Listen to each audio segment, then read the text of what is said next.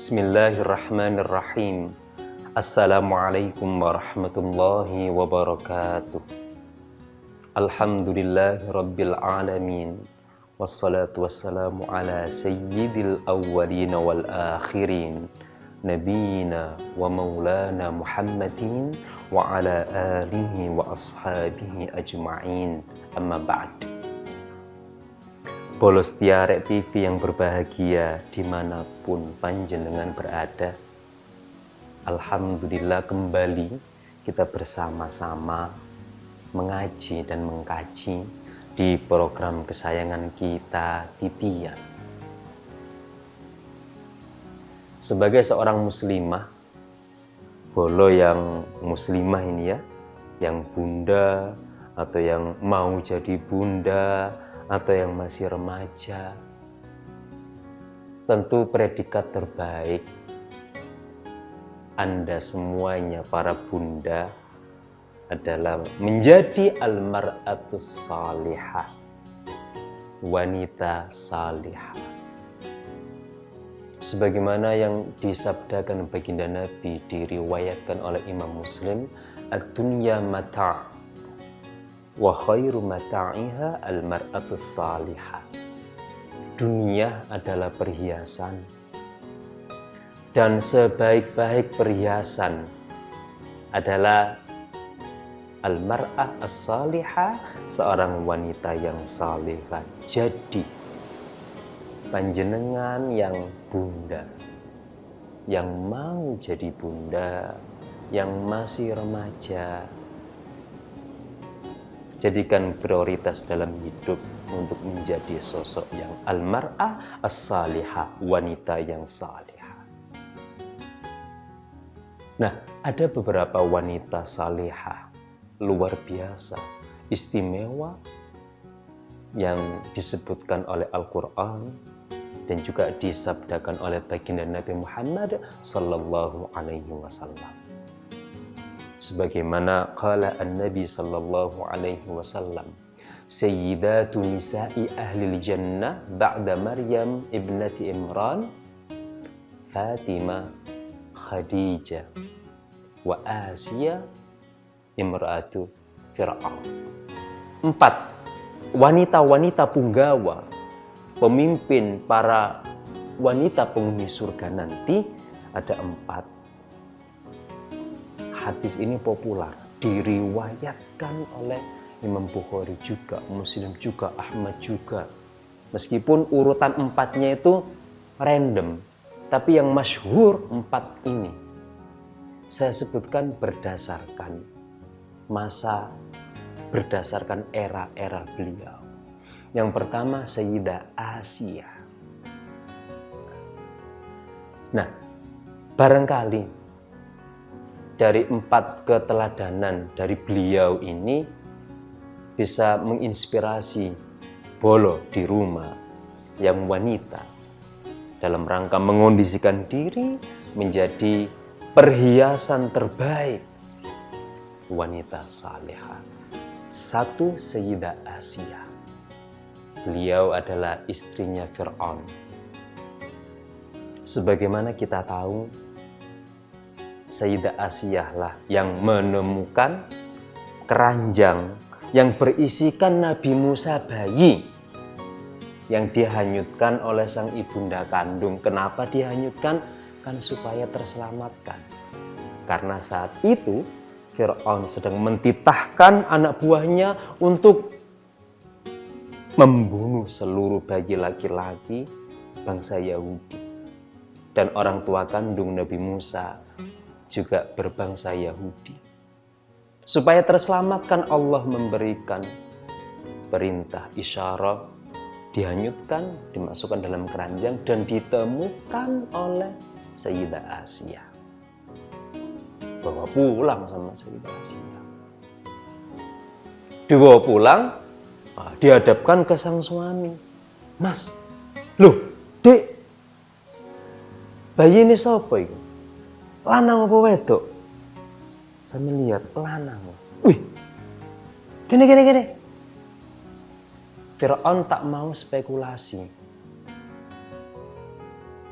yang dia perintahkan untuk dibunuh adalah seluruh bayi laki-laki Yahudi.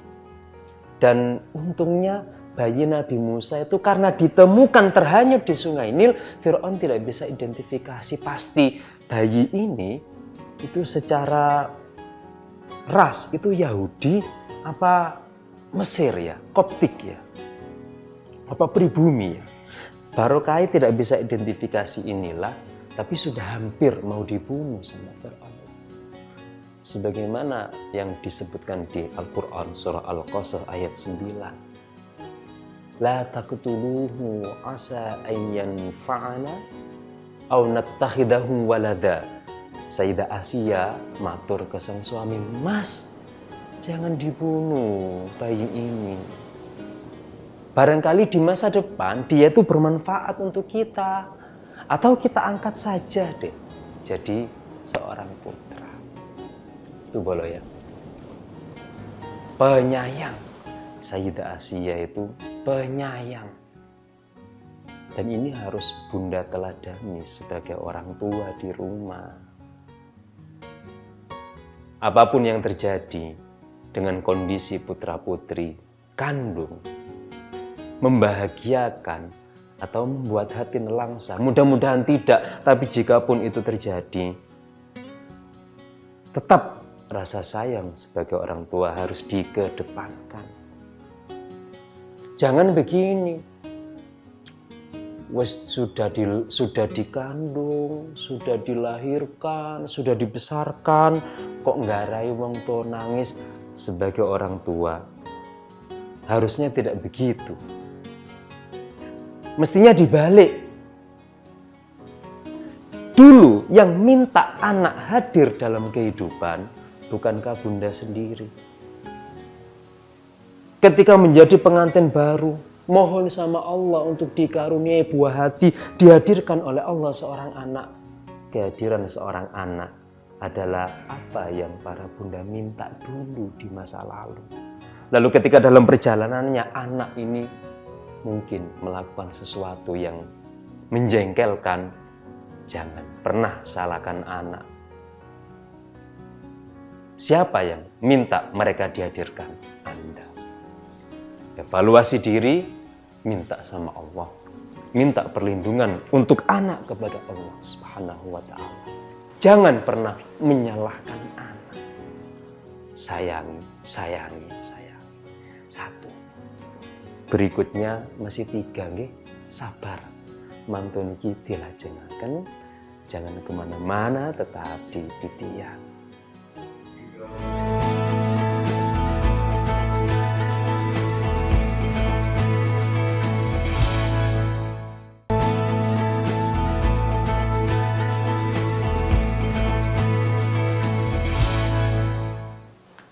Yang pertama adalah Sayyidah Asia radhiyallahu ta'ala anha, dengan kasih sayangnya yang luar biasa, yang istimewa, harus diteladani para Bunda. Yang kedua adalah Sayyidah Maryam binti Imran radhiyallahu ta'ala anha. Yang paling kondang, yang dikesankan oleh Al-Quran di Al-Quran surah Ali Imran atau di surah Maryam, bahwa Sayyidah Maryam itu sosok yang tangguh. Bagaimana tidak? Beliau single parent, dalam tanda kutip, jangan salah tangkap dulu. Bukan single parent dalam terminologi hari ini. Kita tahu bahwa Sayyidah Maryam itu dikaruniai Allah seorang putra tanpa terlebih dahulu bersuami. Dan ini tentu satu sisi anugerah luar biasa. Di saat yang bersamaan ada ujian mental yang juga luar biasa. Dan itu dialami oleh baginda Sayyidah Maryam radhiyallahu ta'ala anha. Beliau dibuli, ya hamil tanpa ada suami, diolok-olok, dikecam, dilaknat, Pokoknya semua hujatan, semua kata-kata kotor diarahkan kepada Sayyidah Maryam yang tengah mengandung Nabi Isa alaihissalam. Tapi apa yang terjadi? Baginda Sayyidah Maryam tetap rela, tetap lego menjalani itu semuanya. Meskipun konsekuensinya beliau harus terpaksa mengasingkan diri, terpaksa mengungsikan dirinya dari kampung halaman. Sebagaimana yang tersebutkan di Al-Quran surah Maryam ayat 22. Fahamalathu fantabadat bihi makanan qasiyya. Jadi ketika dalam posisi mengandung itu dapat hujatan, dapat celaan, dapat cercaan, Baginda Sayyidah Maryam mengasingkan diri sendiri. Beliau sendiri sampai pada akhirnya bersalin tanpa bantuan seorang dokter. Jangankan dokter, dukun beranak saja juga tidak ada yang membantu saat itu. Karena memang seluruh opini yang dibangun, seluruh pandangan yang muncul, terbangun, tersebar, Maryam wanita yang terlaknat. Ketika ono sing nyedek ijen ya.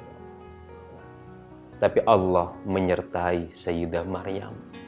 Dan Sayyidah Maryam tetap tangguh menjalani itu semuanya.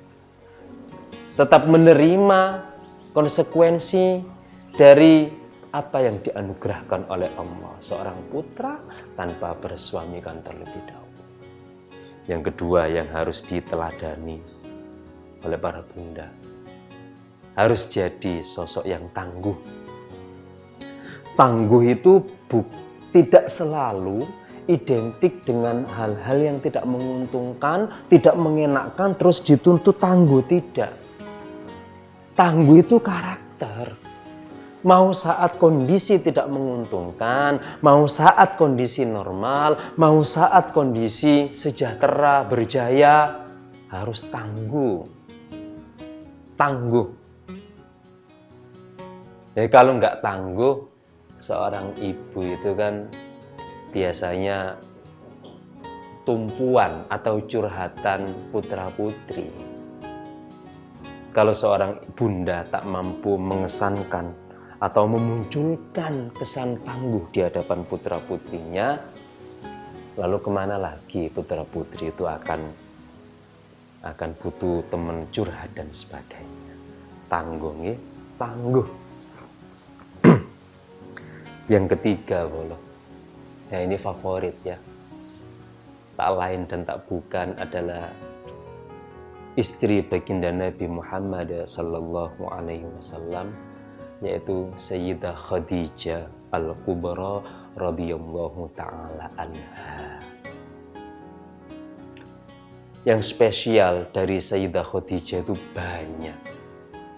Di antaranya adalah Sayyidah Khadijah itu istri pertama baginda Nabi Muhammad sallallahu alaihi wasallam. Dan selama berumah tangga dengan Sayyidah Khadijah, baginda Nabi itu tidak menikah dengan wanita lain spesial. Jadi ketika baginda itu menikah dengan Sayyidah Khadijah sampai Sayyidah Khadijah berpulang, baginda Nabi hanya dengan Sayyidah Khadijah. Yang luar biasa dari Sayyidah Khadijah adalah kepatuhan beliau total kepada baginda. Mohon maaf, padahal sebelum menikah, kalau boleh membandingkan, Sayyidah Khadijah adalah seorang saudagar kaya raya, wanita terhormat. Baginda Nabi juga terhormat, hanya saja kekayaan yang dimiliki baginda saat bujang tidak sekaya Sayyidah Khadijah. Nah, Sayyidah Khadijah itu hebat. Jadi gini ya, ketika yang membuat Sayyidah Khadijah kesemsem sama baginda Nabi, pertama adalah dari jejak atau popularitas baginda Nabi yang sudah terbangun. Baginda Nabi itu kan wis kondang kalau beliau Al-Amin, sosok yang amanah. Di samping rupawan fisiknya, amanah, dapat dipercaya. Al-Amin, makanya beliau dipanggil Al-Amin. Ditambah lagi saat direkrut sama Sayyidah Khadijah untuk melakukan bisnis ke Syam, saat itu menuai keuntungan besar. Ditambah lagi ada komentar dari Maisaro, adalah Maisaro itu ada anak buah Khadijah yang khusus disuruh Khadijah untuk memata-matai baginda selama perjalanan ke Syam. Jadi ibaratnya Sayyidah Khadijah itu ingin tahu banyak tentang baginda Nabi. Sepulang dari ekspedisi itu kan baru kemudian Sayyidah Khadijah itu yakin betul bahwa Muhammad adalah sosok pria yang beliau dambakan. Gitu. Setelah banyak kisah tentang Sayyidah Khadijah, setelah ini kita lanjutkan. Sabar, sabar. Jangan kemana-mana, tetap di Titian.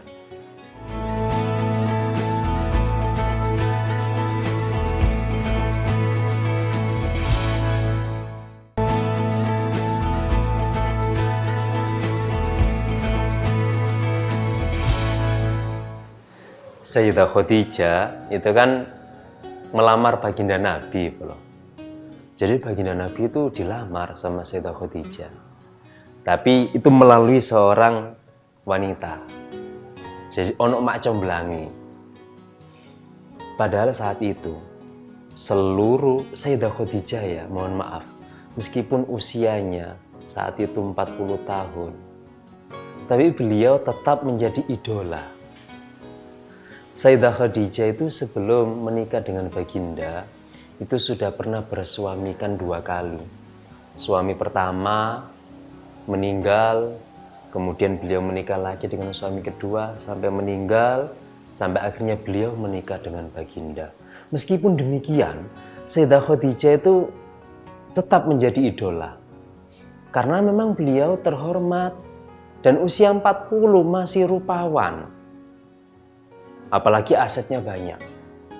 Nah, ketika baginda tahu, disonding bahwa Sayyidah Khadijah berkenan untuk menjadi istrinya baginda Nabi Muhammad, itu Nabi Muhammad juga perlu beberapa saat untuk merenung dan berpikir. Tidak saat itu juga beliau memutuskan bersedia. Jadi sampai akhirnya bersedia itu. Baginda usia 25, Sayyidah Khadijah usia 40. Secara rentan waktu ada selisih 15 tahun bolo. Dan semenjak pernikahan itu, Sayyidah Khadijah mendudukkan baginda Nabi yang 15 tahun lebih muda dari beliau betul-betul sebagai seorang pemimpin rumah tangga seutuhnya. Tidak pernah Sayyidah Khadijah itu bilang tidak kalau mendapat perintah dari baginda Nabi. Tidak pernah Sayyidah Khadijah itu mendahului baginda. Entah dalam menuangkan pendapat, entah dalam apapun. Pokoknya patuh total sebagai seorang istri. Nah, keteladanan ini itu juga harus ya para bunda ini aplikasikan dalam kehidupan. Patuh total kepada suami. Sepanjang perintah suami itu tidak mengarah kepada kemaksiatan, maka kepatuhan istri kepada suami bersifat mutlak dan harus. Jadi itu etika ya. Etika itu dari Sayyidah Khadijah itu seperti itu. All in lah kepatuhannya itu. aset yang miliaran kalau dikonversi rupiah hari ini, itu juga enteng saja. Asalkan dakwah sang suami sukses, enteng saja. Bahkan ketika hendak berpulang ke rahmatullah pun, itu Sayyidah Khadijah itu masih saja memikirkan apalagi ya yang bisa saya lakukan untuk mensupport suamiku dalam syiar agama. Bunda nggih, patuh total, terus support total. Jangan kok pas suaminya berjaya, wah romantis sekali. Begitu terindikasi suaminya katanya bangkrut, mulai nyengkri, jangan. Kayak Sayyidah Khadijah gitu loh. Apapun, kapanpun, luar biasa. Yang keempat, wanita hebat berikutnya adalah masih di keluarga baginda Nabi. Tak lain dan tak bukan adalah Sayyidah Fatimah Az-Zahra radhiyallahu ta'ala anha. Sayyidah Fatimah ini tuh putrinya baginda Nabi dari nyonya Khadijah. Oh jelas rek, ibu top kaya ngono. Kalau putrinya top ya pantes gitu. Kuasanya Allah ya. Baginda Nabi itu dikaruniai putra dan putri itu hanya melalui jalur Sayyidah Khadijah radhiyallahu ta'ala anha. Meskipun istri baginda itu 13, tapi Allah mengondisikan keturunan baginda Nabi lestari sampai hari ini itu dari jalur Sayyidah Khadijah Al-Kubra. Dari Fatimah terus turun sampai hari ini. Meskipun dari Sayyidah Maria baginda Nabi pernah punya putra namanya Sayyid Ibrahim. Tapi semua itu yang berhasil melestarikan gen baginda secara biologis itu adalah dari Sayyidah Fatimah, anak kandungnya Sayyidah Khadijah. Sayyidah Fatimah itu sebagaimana kita tahu, Sayyidah Fatimah itu suaminya namanya siapa sih Bolo? Ayo, Sayyidah Fatimah itu nama suaminya siapa? Baginda Sayyidina Ali karramallahu wajhah. Dari 4 Amirul Mukminin, Abu Bakar, Umar, Utsman, Ali radhiyallahu ta'ala anhum, yang Abu Bakar, Umar, Utsman, yang 3 ini sejahtera semuanya. Ketiga-tiganya ini miliuner. Baginda Sayyidina Ali saja yang kebetulan itu cukupan beliau. Sayyidah Fatimah menjadi istri Sayyidina Ali yang cukupan. Itu seumur hidup tidak pernah ngeresuloh, neriman. Beberapa kesempatan juga pernah kelaparan karena cukupan memang. Itu pun dan baginda tahu. Baginda pun kadang-kadang mengantarkan makanan untuk sang putri. Tapi Sayyidah Fatimah dengan kondisi seperti ini, ikut tetap sabar, setia Bolo dengan suami tercinta Sayyidina Ali. Dan Nabi Shallallahu Alaihi Wasallam melihat kondisi putrinya seperti itu tak pernah loh mencibir menantunya Sayyidina Ali itu. Baginda tahu wilayah bahwa ketika seorang putri sudah bersuami sah, maka sudah ada batas-batas intervensi. Makanya baginda pun ya tahu kalau sang putri semata wayang saat itu, bukan semata wayang ya, ada putri yang lain. Sayyidah Fatimah saat itu yang kadang-kadang memang tidak ada yang dimakan. Baginda Nabi kadang-kadang berbagi makanan dengan sang putri. Dan tak pernah ngenyek menantunya.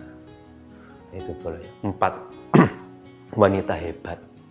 Sayyidah Asia dengan penyayangnya yang istimewa, Sayyidah Maryam dengan tangguhnya yang luar biasa, Sayyidah Khadijah dengan patuhnya yang total, Sayyidah Fatimah dengan sabar nerimannya yang luas.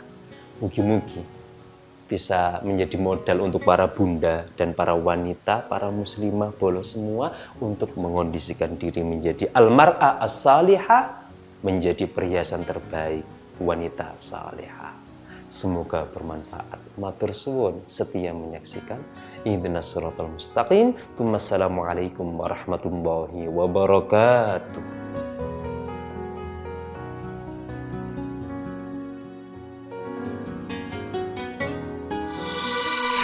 Arek TV